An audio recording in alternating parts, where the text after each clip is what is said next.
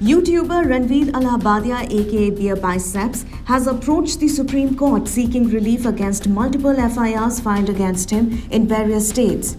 The row began when Allahabadia asked an objectionable question to a contestant on a now deleted YouTube reality show, India's Got Latent, hosted by comedian Samir Raina. Allahabadia has since apologized. The remarks sparked an uproar following complaints from several MPs. A parliamentary panel on information technology is also discussing whether to summon Allahabadia. Ranveer Allahabadia, through his lawyer Abhinav Chandrachud, filed a petition in the Supreme Court seeking to club together the FIRs registered against him in different states. The YouTuber also sought anticipatory bail, fearing arrest by the Guwahati police, who have already issued summons to him and others involved in the show. Were Allahabadia's comments vulgar or not? Let's look at a report on what the law says about obscenity in digital context.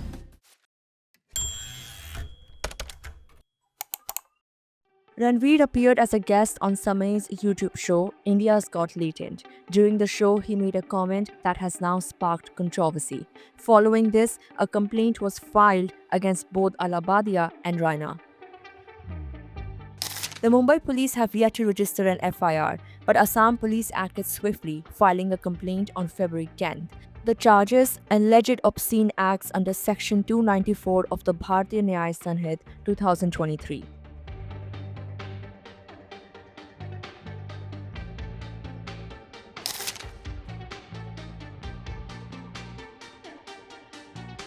India has strict laws on obscenity both offline and online. Section 294 of the BNS. This section penalizes anyone who sells, advertises, or displays obscene material, whether in physical form or online.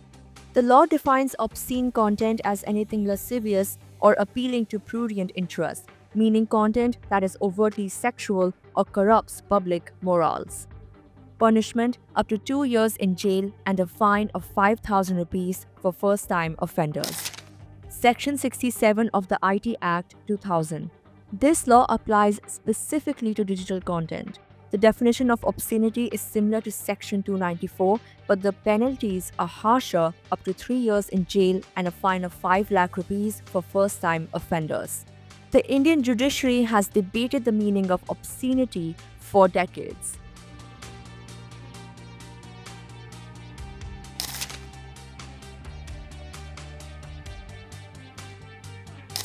The Lady Chartley's Lover Case, 1964. The Supreme Court once followed the British Hicklin test, which judged obscenity based on whether content could corrupt weak-minded individuals.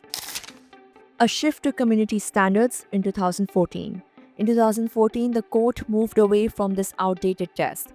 In the Avik Sarkar versus State of West Bengal case, it ruled that obscenity must be judged based on how society perceives it today. YouTube and OTT content 2024.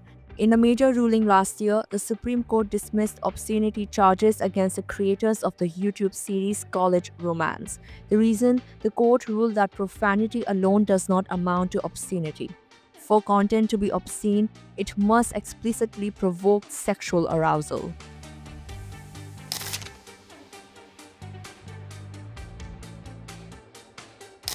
That depends. Courts now follow the community standards test. They don't judge content in isolation but look at the entire context. The key question is, were Ranveer's comments just vulgar or did they provoke sexual arousal? If the court finds them merely crude or profane, the case might not hold up. But if they are deemed to corrupt public morality, prosecution is possible. This case isn't just about Ranveer. It highlights the ongoing debate about free speech and obscenity in the digital age. With YouTube content under increasing scrutiny, where should the line be drawn? That's a question the courts will now have to decide.